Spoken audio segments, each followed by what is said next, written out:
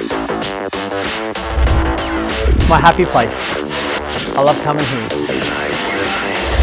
Let's go have some fun. It's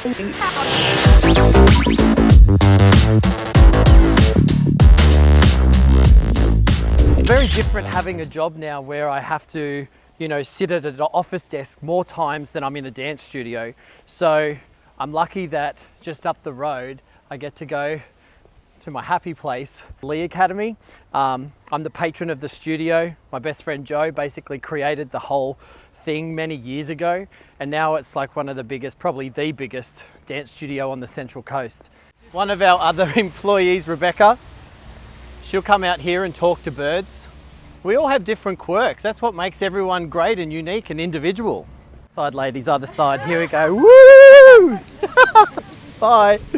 I feel guilty that I have neglected to not choose to spend my time here all the time, and I've chosen a whole new field, which is real estate, and yeah, I feel like I'm kind of cheating on my best friend, but she understands that I needed to do something new and something fresh and take all my passion and energy and drive it into something new.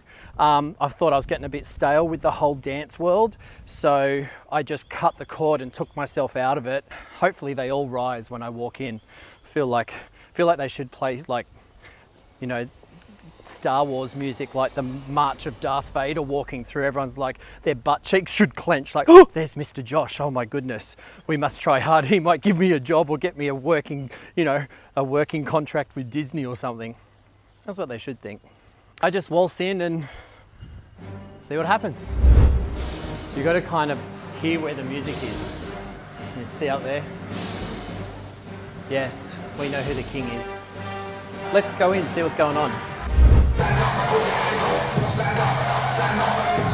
That's my friend Di over there.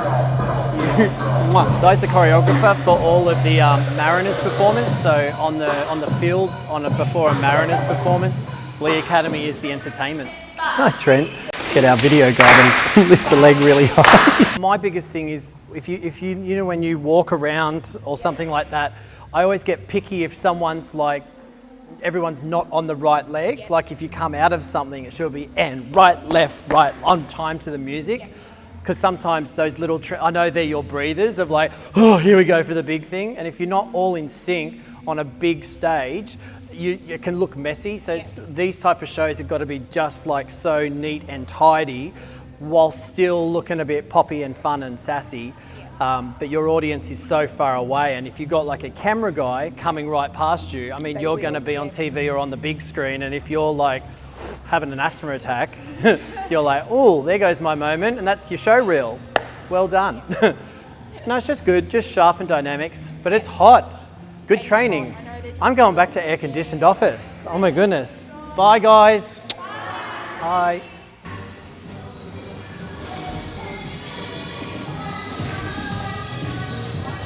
Okay, so, hi,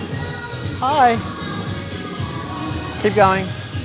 This is a mix of people, I guess. This would be some of the new full-time dance students. So this is their first year taking their full-time dance training every day seriously. So people say, oh, what's your real job? You're like, I dance all day from like 8 in the morning until 6 at night. And some of them probably have to do their studies as well. While you're doing these classes, they're never technique. Every time you come across the floor is performance time. This is where you practice performing. You've got to have that va-va-voom about you. Right, let's do it. And do it on camera. Here we go. You should feel like someone's pulling you back. So you're like, oh, get off, right? More energy in your arms. Pull up, higher, higher. Now walk off. Smell dog poo. Oh, now you got a character. Come on, twins.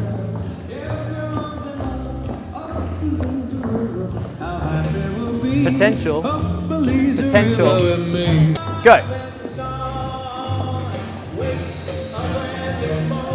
And then a bit more twist of your hips. More twist of your hips. So when you walk, right, you're not just like, have something a bit juicier. This is Mick. He's my best friend. Hello, Mick. Hi, how are you? Good. We both went to Wyong High School, both dancers.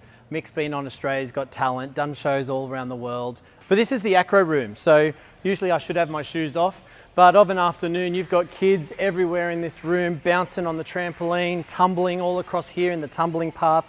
So yeah, it's pretty awesome. But anyway, this is Lee Academy. It's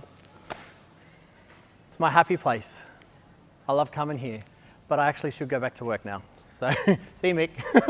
Look like you missed it in there. Do you miss that? I do miss it. I mean, it's a lot of hard work. The whole time of when you're a young kid learning how to dance is you kind of never know where your future's going to be. As a young dancer, I knew where I wanted to go. I knew I wanted to be in a ballet company and then move into musical theatre and then hopefully get into television. So when I look back at my career, I was like, well, I ticked all those boxes. I never thought I'd see myself doing real estate.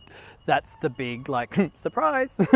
But it's funny how you can take your energy and your personality and your passion and basically just transfer those skills. So my new stage is like houses or a suburb, and each house and the buyers are like my audience. So I know the crossworlds are really quite interesting when you think about it. We have this thing called the click, and the click happens when someone, you're a click, come here.